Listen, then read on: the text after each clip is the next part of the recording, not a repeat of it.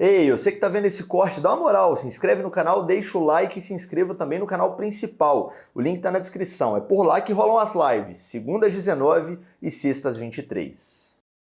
O torcedor do Galo, ele ainda reproduz como verdade algumas verdades que não são mais verdades. Ficou repetitivo pra caralho, mas eu explico. A gente já teve o melhor CT do Brasil? Teve. A gente tem o melhor CT do Brasil? Não. A gente tem o segundo melhor CT do Brasil? Não. O terceiro? Não. O CT do Atlético hoje não está entre os 5 melhores do Brasil. Falo com tranquilidade, tá? Então, assim, essa é uma verdade de ontem. Tem muito atleticano que até hoje repete que o CT do Atlético hoje é o melhor do Brasil. Não é mais. Não é mais. Vários clubes que fizeram / reformaram o centro de treinamento nos últimos anos têm estruturas superiores às do Atlético. E assim, não significa dizer que o nosso CT é ruim, tá? O CT do Atlético é muito bom. Só pode ser muito melhor. A academia da base, por exemplo, é a mesma desde 2007. Foi um dado que trouxeram hoje no café da manhã na Arena. 2007. Então, a reforma no CT vai rolar. Só que para isso tem que ter investimento, tem que ter prospecção de patrocínio, tem aquele papo de naming rights no CT, então tem todo um processo. O Atlético está fazendo um planejamento que envolve muita coisa. Redução de dívida, acabei de pensar que isso vai virar um corte sim. Não sei com qual mote, mas o Beluguinha decide. Que envolve redução de dívida, que envolve objetivos esportivos, objetivos patrimoniais, entre outros. Que eles chamam de Galo 2030. O que é isso? É uma série de metas que o clube tem, tendo como linha de chegada o ano de 2030. Beleza? Então, é fato que até o ano de 2030, pelo menos eles garantem, cravam, o Atlético terá um CT totalmente modernizado e no nível desses clubes que hoje têm os melhores CTs do Brasil. CTs é foda. Então, essa é uma verdade de ontem. O Atlético tem o melhor CT do Brasil. Não tem mais. Não tem mais. Outra verdade de ontem. O Atlético, junto com o Palmeiras e o Flamengo, tem a maior folha salarial do Brasil. Não é mais verdade. Não é mais verdade. O Atlético teve um boom de investimento ali em 2020, 2021, ganhou muito rápido. Depois que investiu realmente num nível muito acima, ganhou muito rápido. Logo no segundo ano de investimento muito alto, o Atlético já ganhou. E ganhou o Brasileiro e o Copa do Brasil. Só que depois até existe uma certa constância em investimento. O Atlético não parou de investir, não jogou lá no chão os investimentos. Mas outros clubes passaram a investir muito mais. Muito mais. Então, eles trouxeram um dado, uma informação nesse café da manhã, que aconteceu hoje na Arena MRV para jornalistas, que o clube tem um estudo que foi feito com base em folha salarial, em investimentos, em futebol, etc. Que é um estudo que faz uma projeção de posição na tabela de um determinado clube a partir dos investimentos que esse clube faz no futebol.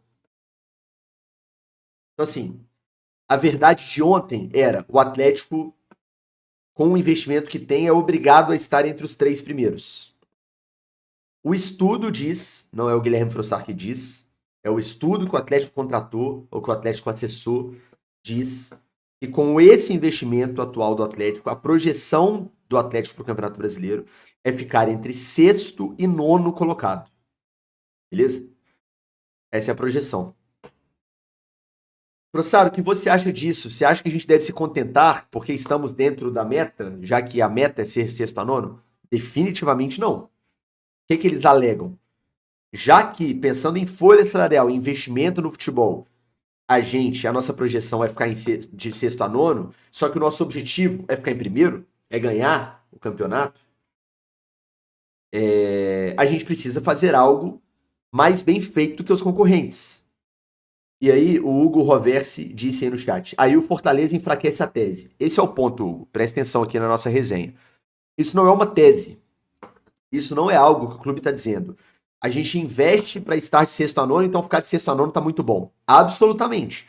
Porque é muito fácil, e houve esse contraponto, o próprio Igor Assunção da 98 fez esse contraponto no café da manhã, a gente olhar para a tabela e apontar que na frente do Atlético estão Vasco, que tem orçamento menor, Cruzeiro tem orçamento menor ainda, começou a investir, mas ainda tem orçamento menor, Fortaleza definitivamente tem orçamento menor. Esses três dá para cravar.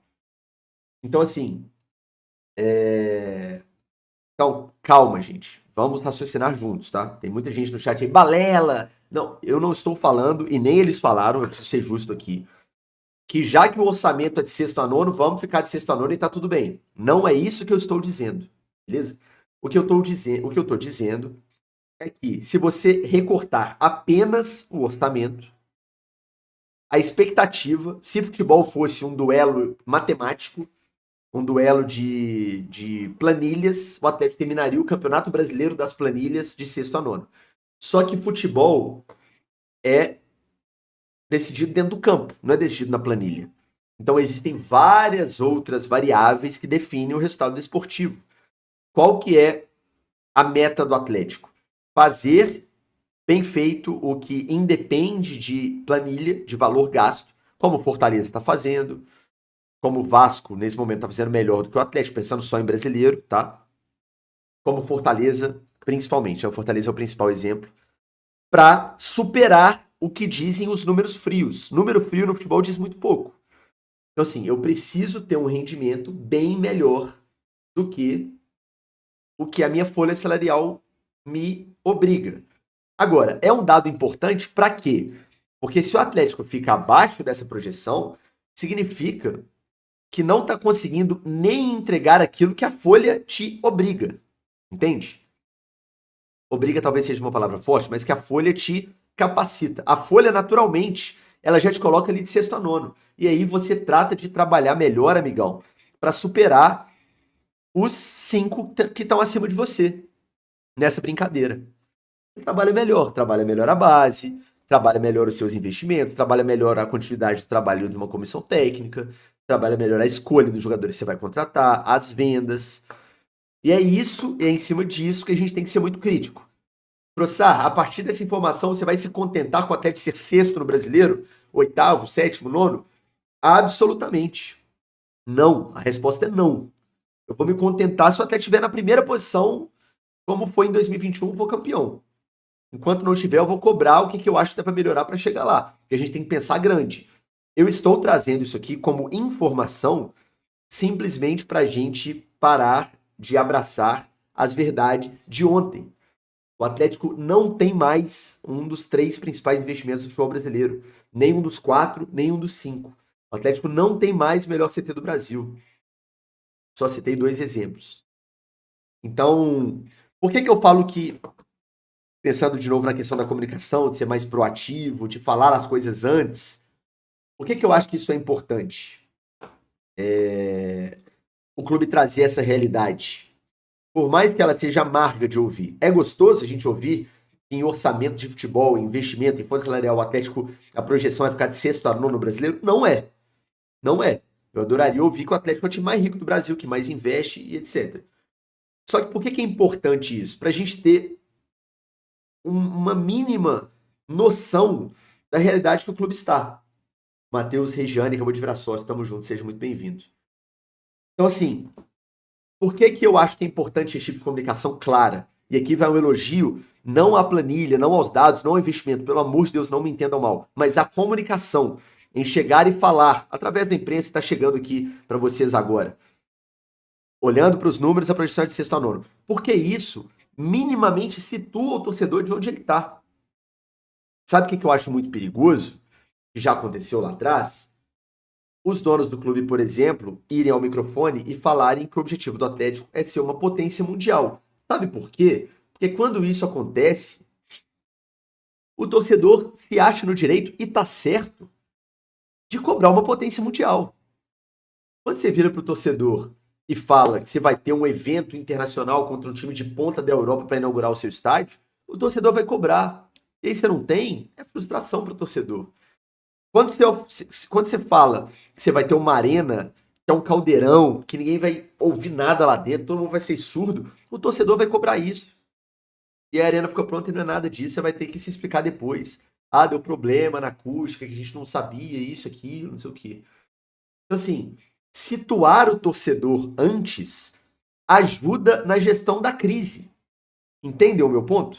Eu não estou passando pano para absolutamente nada, gente. Eu não estou defendendo nenhum dos fatos trazidos pelo clube. Eu estou defendendo que eles sejam trazidos, sendo bons ou sendo ruins. Que os fatos sejam apresentados. E não que as projeções, que os sonhos, que as projeções mais otimistas, que os sonhos sejam levados para o microfone. Através de dono do clube, através de seja de quem for.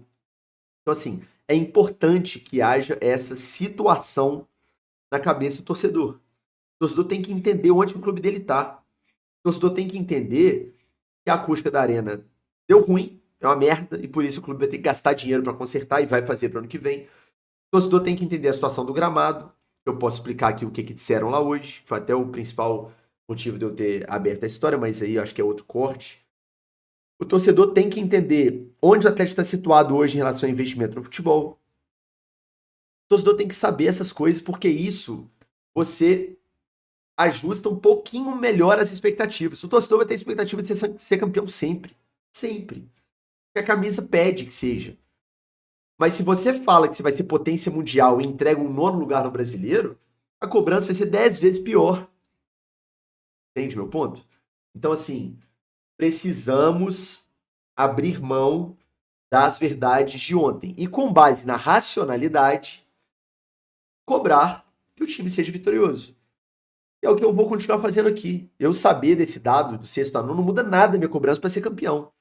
Ah, o Atlético tem investimento para ficar de sexto a nono do brasileiro. Ah, nós vamos chegar na final da Libertadores com o Flamengo. Ah, então tá tudo bem, porque o Flamengo é o primeiro na projeção. Caguei que é o primeiro. O Atlético podia ser o 38º, eu vou cobrar que ganhe. Igual. Rigorosamente igual. Então, é isso, assim. É só a gente ter noção um pouco melhor de onde a gente está para cobrar no lado certo. Até para cobrar facilita ter uma noção melhor de onde você está. Até para cobrar. Que é um exemplo bobo, você virar e falar assim, e isso aconteceu, tá? Em momento que que o time não tá jogando bem, aí tem torcedor puto com os jogadores, aí você vê torcedor, cara, tem o melhor CT do Brasil. Não tem mais. É só um exemplo, tá? Desculpa não ter o melhor CT do Brasil para os caras não correrem, por exemplo. E nem tá acontecendo isso, é um exemplo meio merda, né, que eu tô dando, mas foi o primeiro que veio na minha cabeça. Não é. O CT segue muito bom. Mas eu só tô dizendo que entender a situação real do clube dá elementos pro torcedor criticar, cobrar com um pouco mais de racionalidade. Beleza? Então, é só isso que eu tô trazendo. Não tem o link desse estudo. Esse estudo, quem teve acesso foi o clube. Pode ser até que seja um estudo interno, algo que o clube contratou, né? Mas é só isso que eu tô dizendo, assim.